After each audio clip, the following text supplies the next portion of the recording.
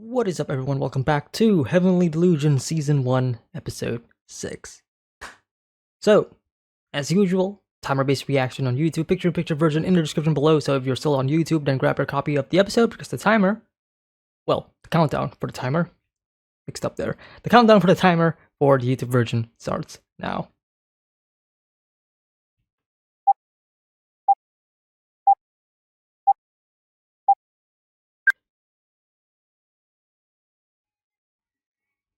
Straight into the opening.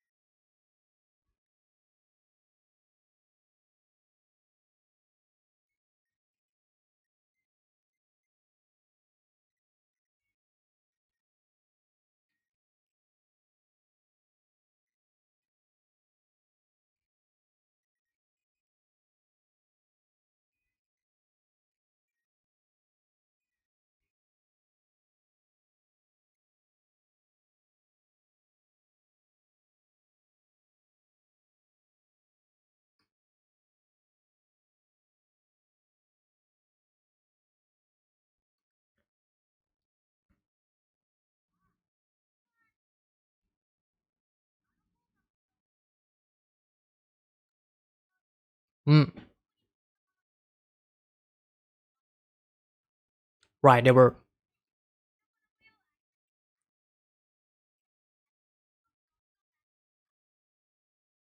tempting offer. Yeah.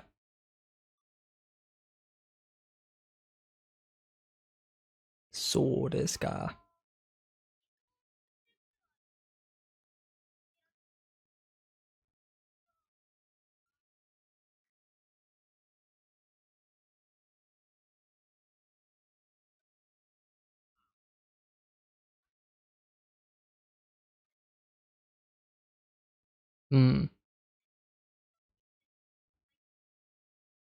Okay. 100% safe water. Yeah, they're trying to reach this place, right? In the previous episode.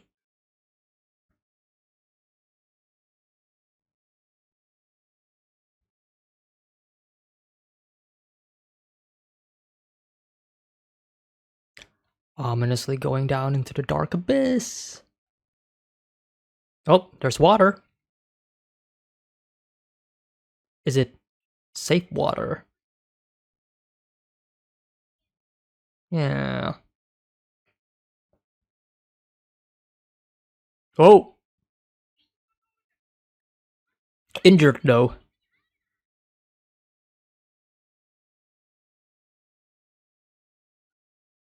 Grab a rock just in case.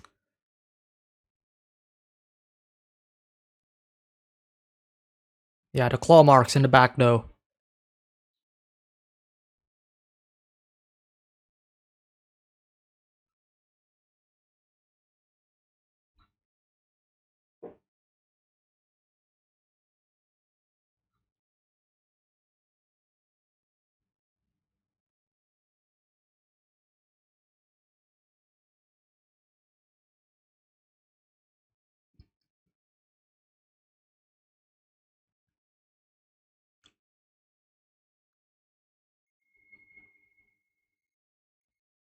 Your friend didn't made it, buddy.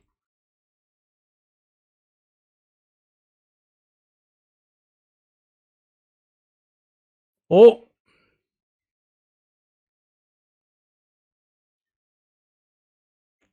What is that, an evolved dog? That kind of became a bear?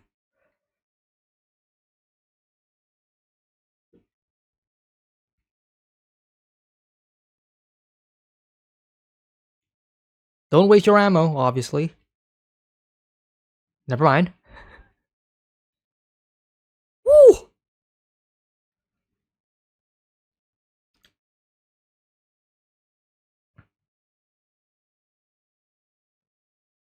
Again, like I mentioned in, like, what, episode 3 or 4? When they were fighting the fish monster? Like, I love the fact that the characters are using the environment to their advantage.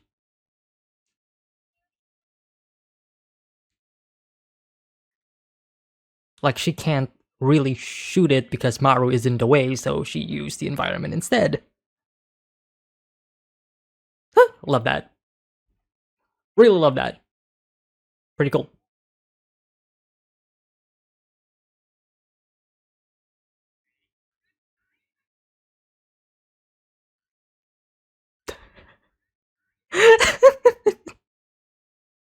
Oh, that's lame.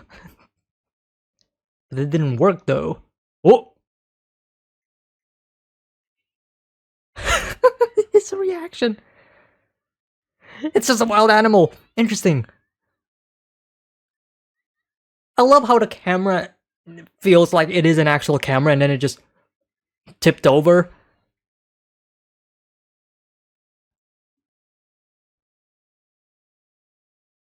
Yeah, that's a weird looking dog.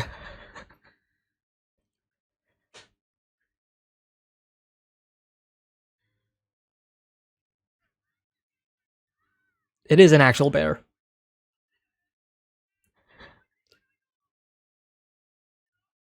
Thought it was like a dog that got involved into something that resembles a bear.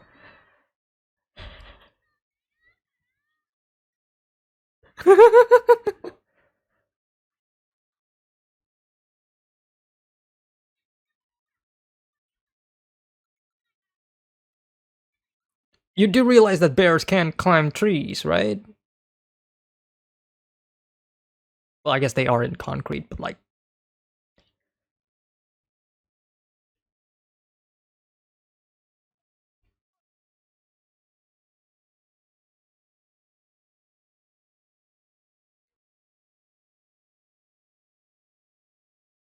It's probably hiding. One shot left.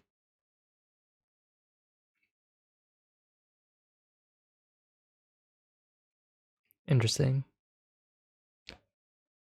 She dropped it.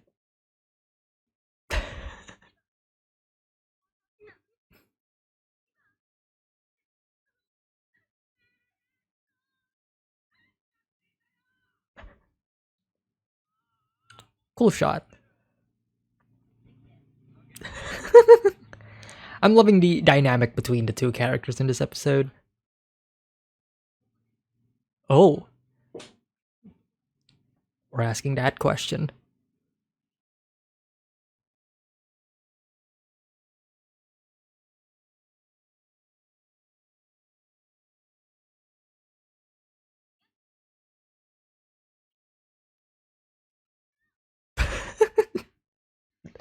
No hesitation, he jumped.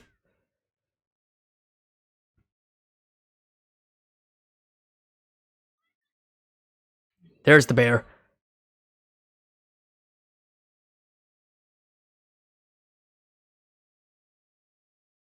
Come on, come on, come on.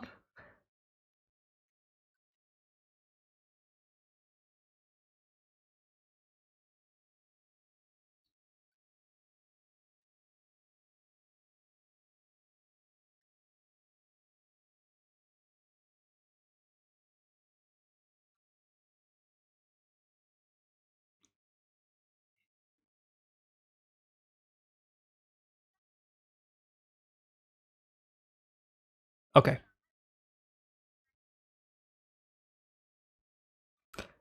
Fair enough. Wait, how does that work?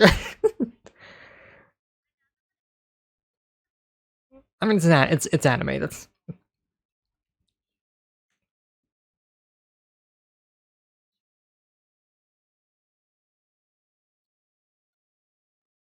Yes, you are. Mm-hmm.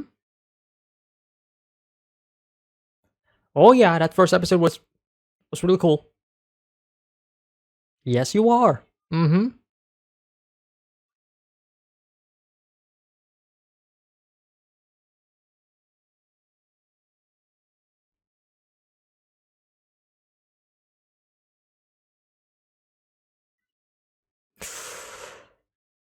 Ooh, yeah.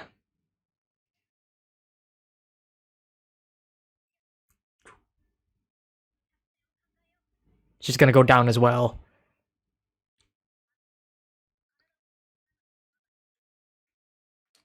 Or at least not letting him do all the job. Or all the work.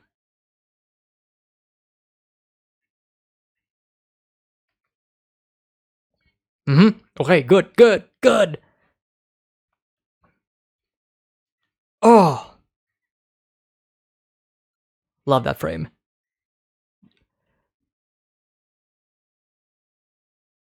Man, the action, choreography, and everything in in this show has been really, really good. Ooh, interesting shot.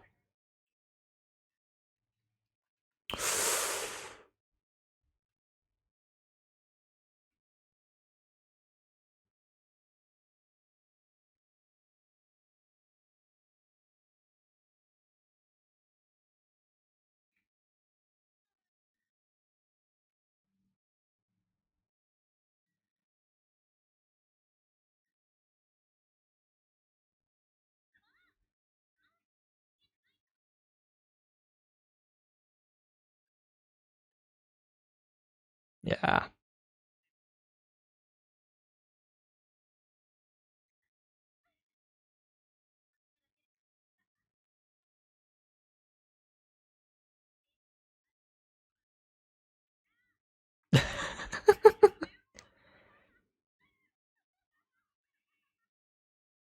You're becoming more and more of a like a girl. Oh, oh,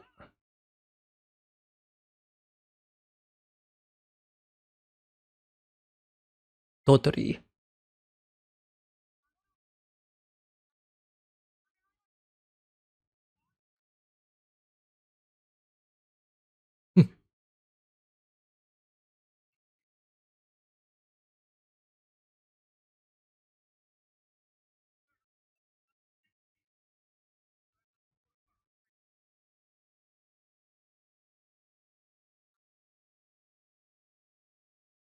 Hmm.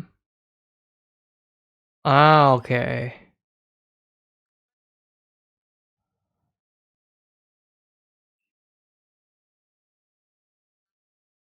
Right, right, right. There's no way it could have been 100% safe water.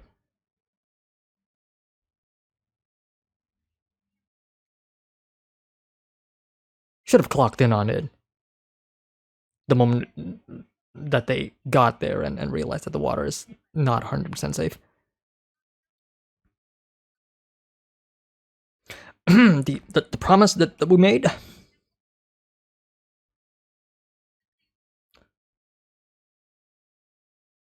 Mm-hmm.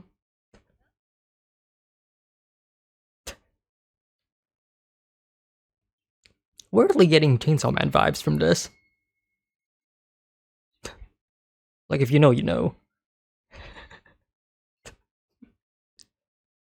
Yeah, you made a promise. Like, mm-hmm. Apparently it can. Yep.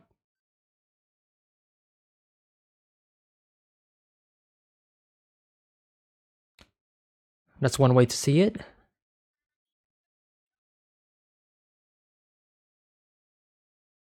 Don't care. Nice story, bro. Now let me touch your boobs.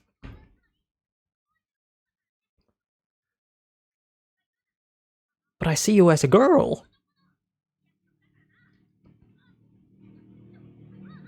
Whoa.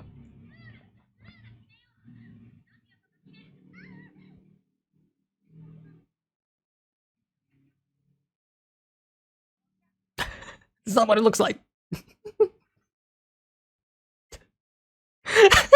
Keep rooms clean. Don't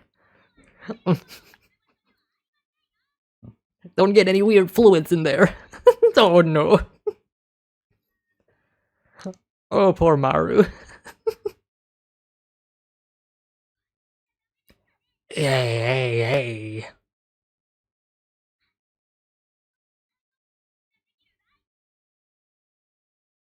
Hey. Great shot. The schoolgirl uniform in the back.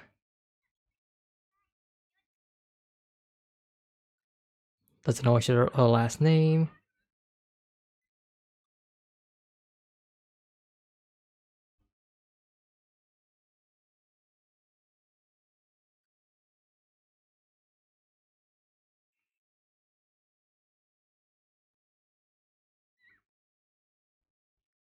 Is she? She's a.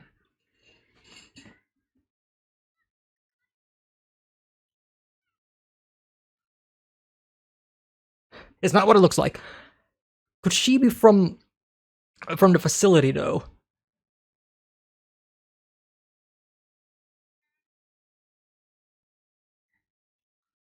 It's not what it looks like. Explain.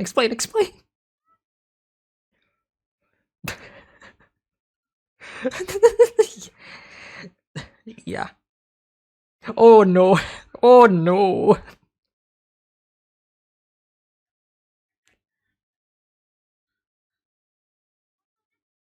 Cuts back to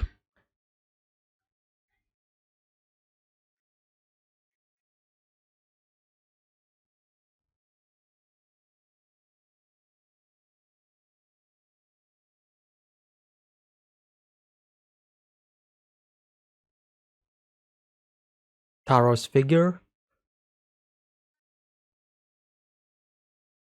A dream. Ooh.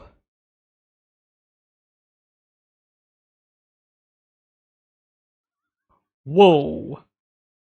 That's the girl who hang herself? Yeah. What the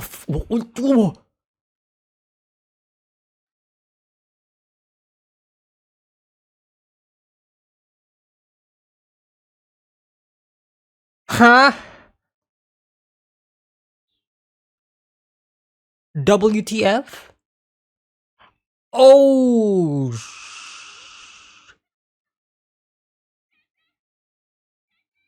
Wake up. Wake up. Dreams of the future, perhaps?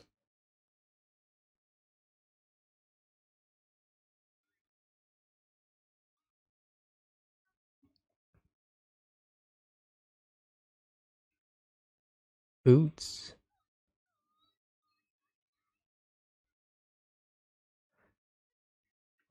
Uh, I don't think that's her boots.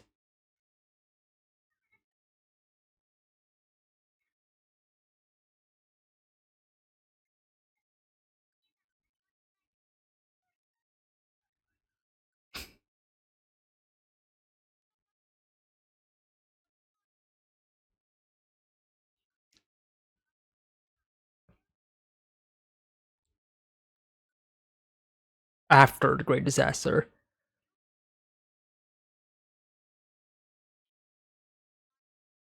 Mm-mm. Just like Maru. Doesn't know her parents. Born after the Great Disaster.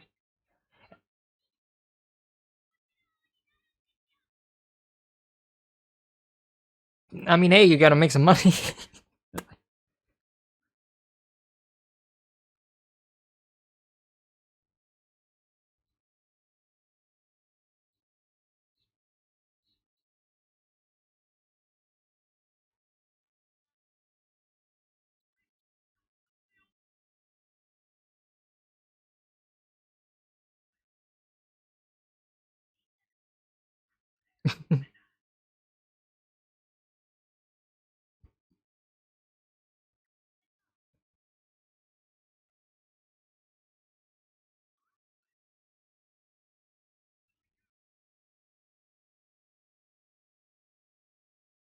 Ah.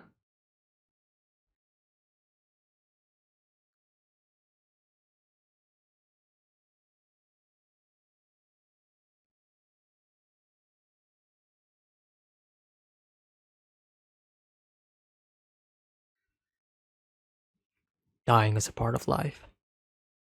Hmm. Oh?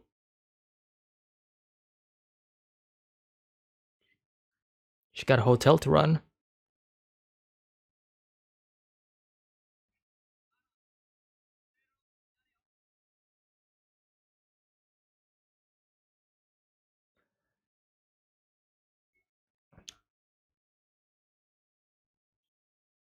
Mm-hmm. As he's adjusting his teeth.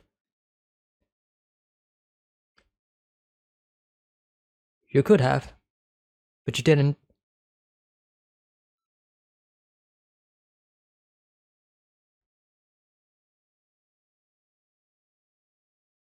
One way. Oh wow, that episode flew by so fast.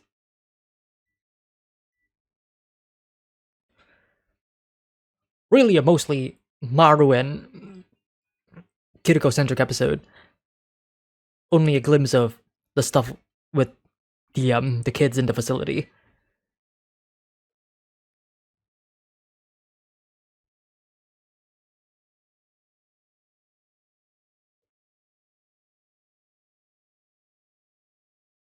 I kept calling it the facility, but I've been reading like online discussions that actually refers it to heaven. So I'm not sure if I should just call it heaven or just the facility because I don't know.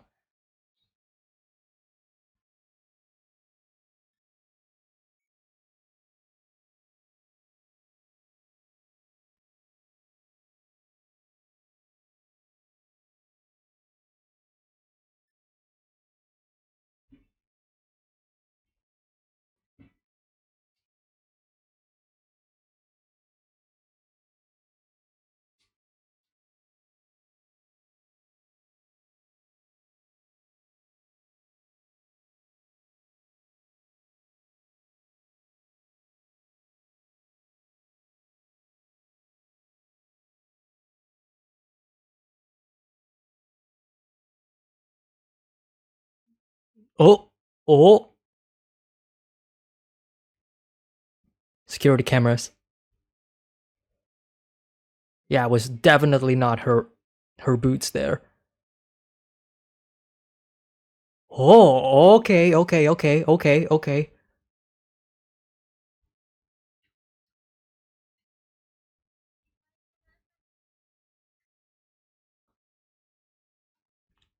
Tokyo and Kona.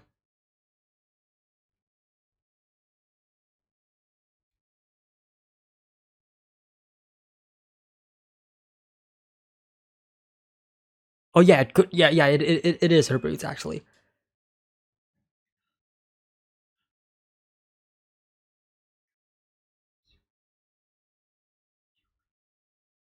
Yeah, yeah, yeah.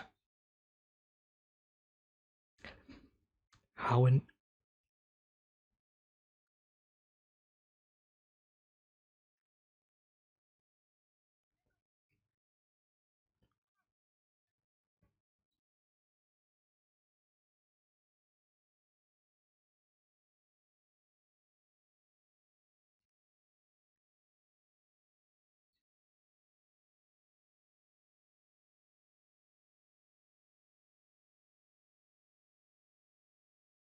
All right, I'll briefly talk about the final scene of the episode first before I go back to the rest of the episode. But the fact that Tokyo and Kona are finally, becoming as one and doing the deed,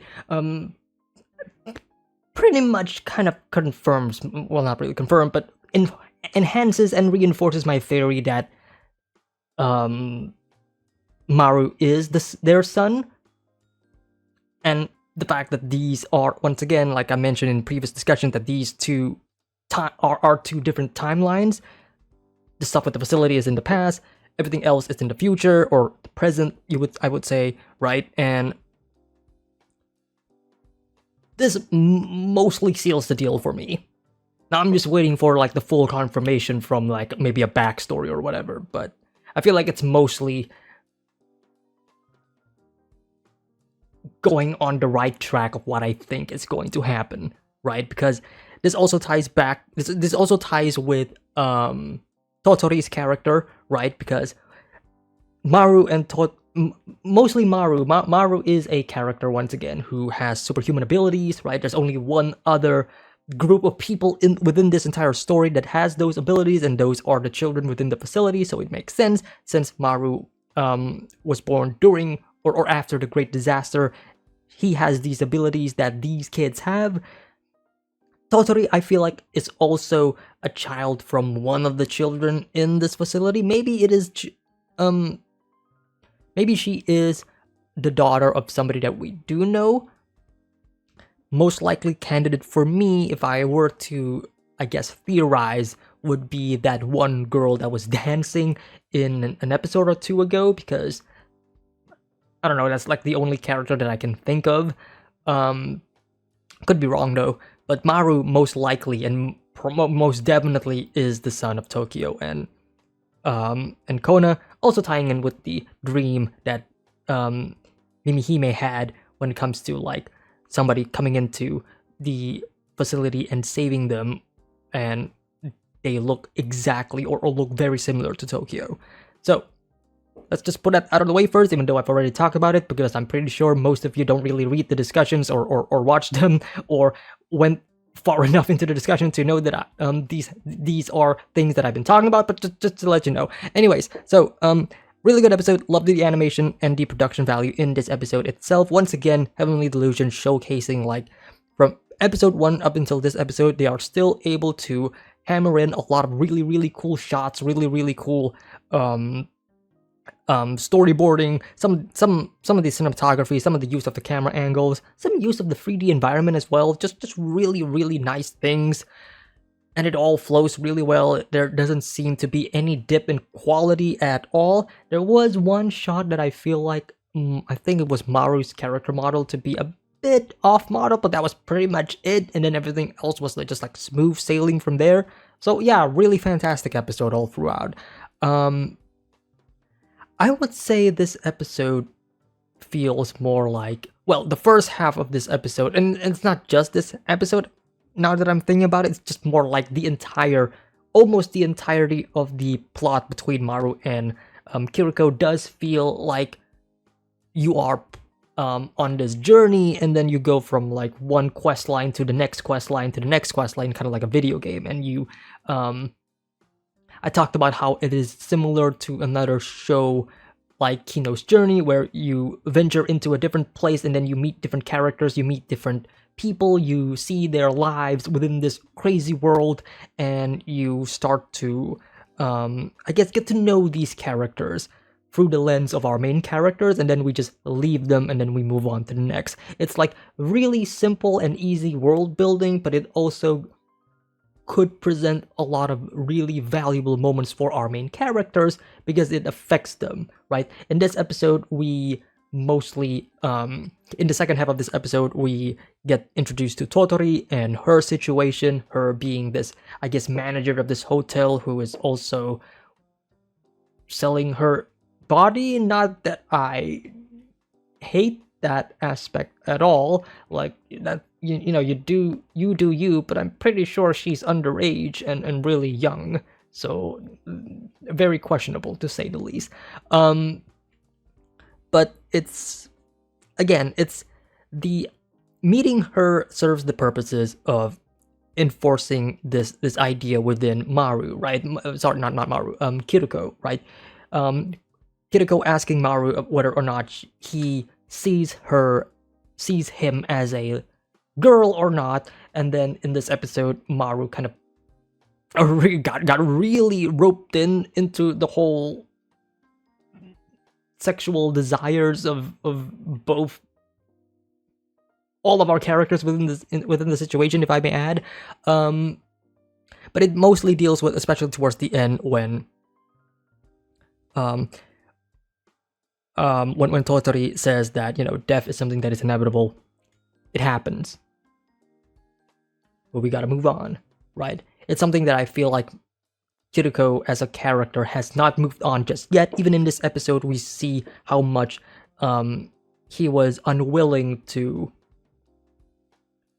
help Maru because he genuinely does not believe that he is of any help, or at least he doesn't value his help that much because of what happened in the past, right? There's this past trauma that is still eating him alive, that is still making him doubt himself on whether or not his actions are,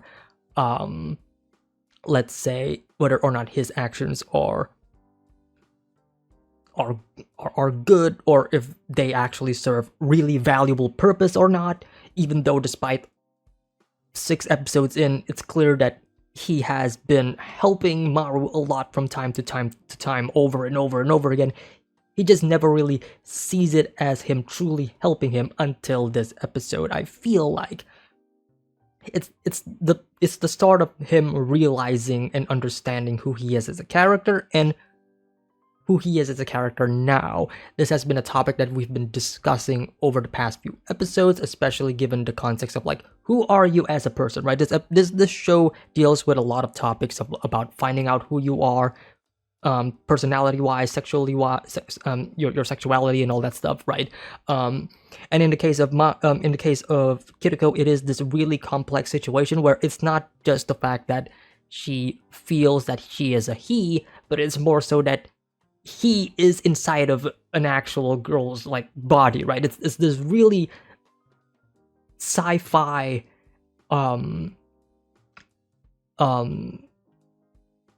approach to an otherwise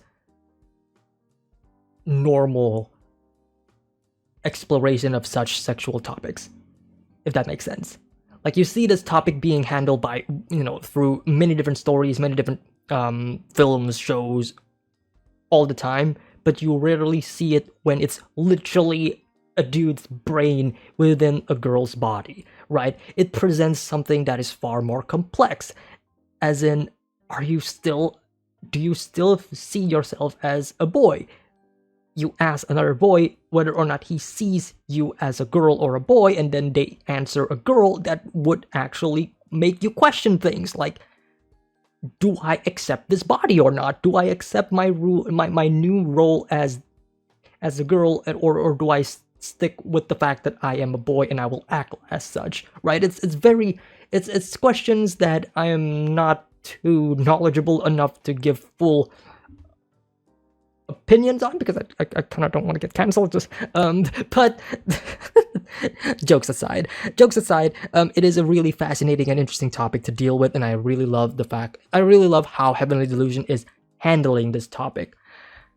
For the most part, there's definitely like some things that I think is fair to criticize, most notably the sexual angle of it, like the over sexual angle, I would say, right? At this point during recording, I have not put every single video public on YouTube, so only patrons are watching this currently as of recording, so I have no idea how you all who are watching this will be feeling about this show and its depictions and such, but I would imagine that there would be some, I would say, not controversy, but just general talks and discussion on whether or not the sexual aspects of this show is just enough, or they're pushing it a bit too far. You know what I mean? Because there's plenty of moments where it is happening. I feel like the moment towards the end of this episode, between Kona and Tokyo, I feel like that's done pretty tastefully, because it is focusing on a subplot where these young children are being put in a situation where their exploration of such sexual identities and sexual actions aren't really entirely blocked, I would say. Like, they have been almost given the freedom to do whatever they want and explore however they want without like an actual counseling when it comes to these subject matters, right?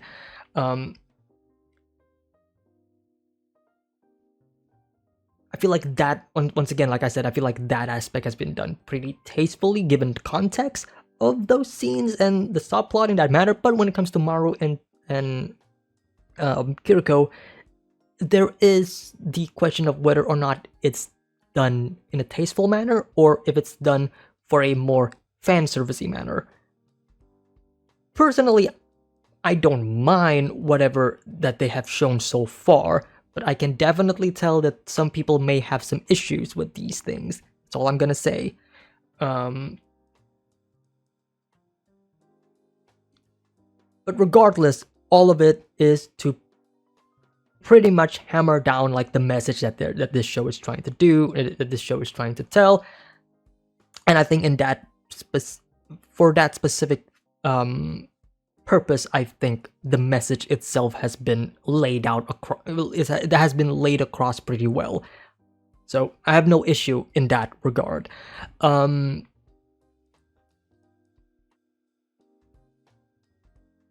don't know what else to say. I don't know what else I want to talk about. I feel like once again, like this episode just feels like another. It's a really solid episode. Once again, like I said, right, this episode serves a lot of purpose in terms of like developing Kiriko's character in how she or he sees themselves. See, I'm still teetering between should I call her she, he, or they. Doesn't really matter, I think. For the purposes of for future videos, I'm just gonna refer to Kiriko as they. But yeah, it's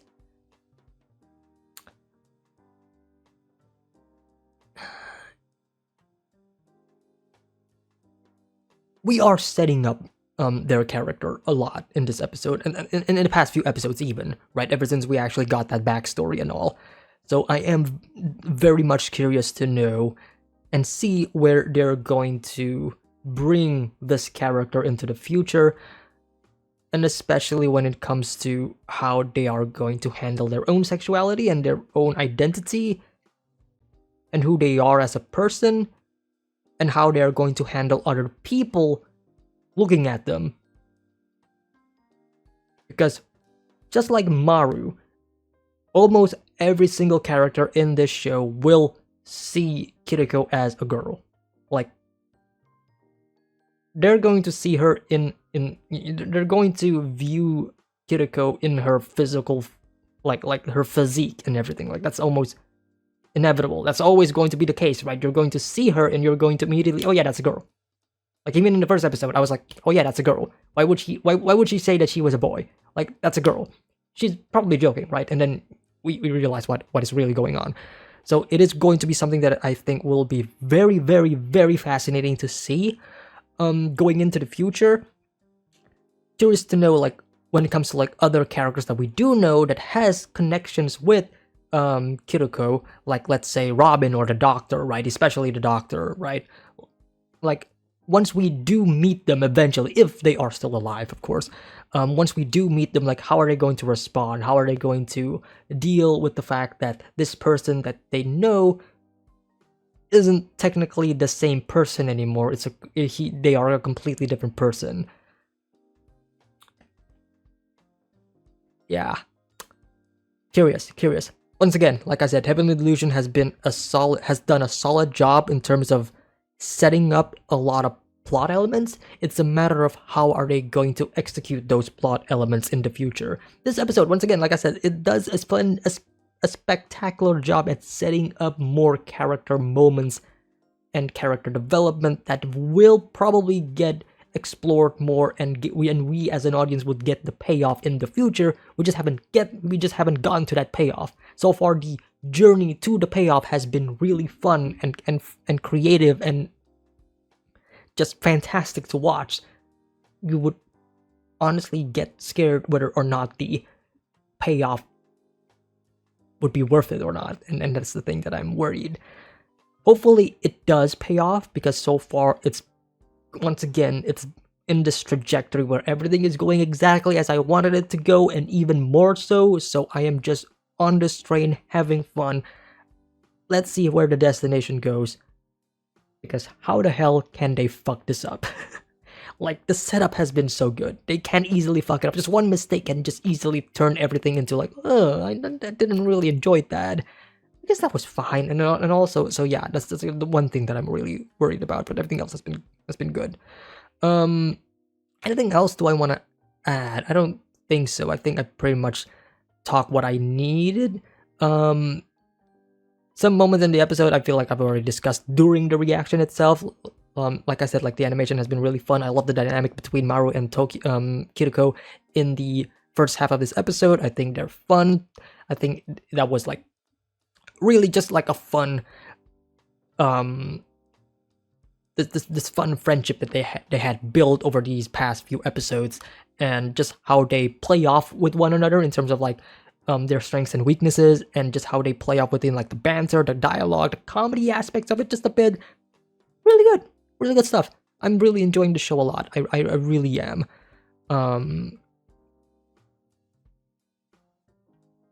Yeah, looking forward to what we're going to be seeing in the future of this in the future of this show. All right, somehow I forgot to discuss this. I feel like I talked about it just a bit during the discussion as kind of like a, brushing off like, oh yeah, there's a thing with Tokyo and all that stuff, but I didn't really discuss about all of this. And I was just like editing the video and I'm like, wait a minute, I didn't actually talk about all of this. I feel like I should talk about this just a bit. So yeah, Asura's ghost, right? Just something that Tokyo just so happened to be dreaming of. Curious to know what this entails, because we do know that one of them is able to, I guess, dream or see visions of the future, right? Mimihime, I think, is the one who is able to do it. She's, I think, also the one who told Tokyo about, the person who comes in and looks just like Tokyo, which I am theorizing that would be Maru and all that stuff. But yeah, she is interesting, especially her design, her eyes, her nose, her head, basically everything here, even her ears. She does not feel human at all, right? She looks alien, right? She looks something that is imitating a human being. Now, I don't know, because they didn't really show her face when it was revealed like an episode ago, when Tokyo was talking with Kona about Asura herself and her suicide, right? We never saw her face. We only saw her body hanging. There was this question that I had on my mind, whether or not this is actually what she looks like, or if this is just, what she looks like in her dream, kind of like a nightmare. But I feel like this feels more like a reveal of, yeah, this is what Asura truly looked like. Because there is that line of dialogue which I kind of forgotten, but paraphrasing just a bit, but like the director of this facility mentions about like how Asura's body is something that is like unique or different, right? Probably why I'm looking at it, but it's also like something that, if I remember correctly, it's something to do with how they. It's something to do about like how special Asura is, and how I guess she's more capable, or she's like more powerful than all of the other students, and that would inevitably led to her suicide, because she knows things that she probably couldn't handle, or whatever, like powers that she could not handle at all, right? Like human emotions and stuff like that. I should have actually just rewatched like the previous episode and to get like further context of the dialogue in question, but like I'm too lazy. It's in the morning. I need this video. I need this video to go out. So yeah. But ultimately,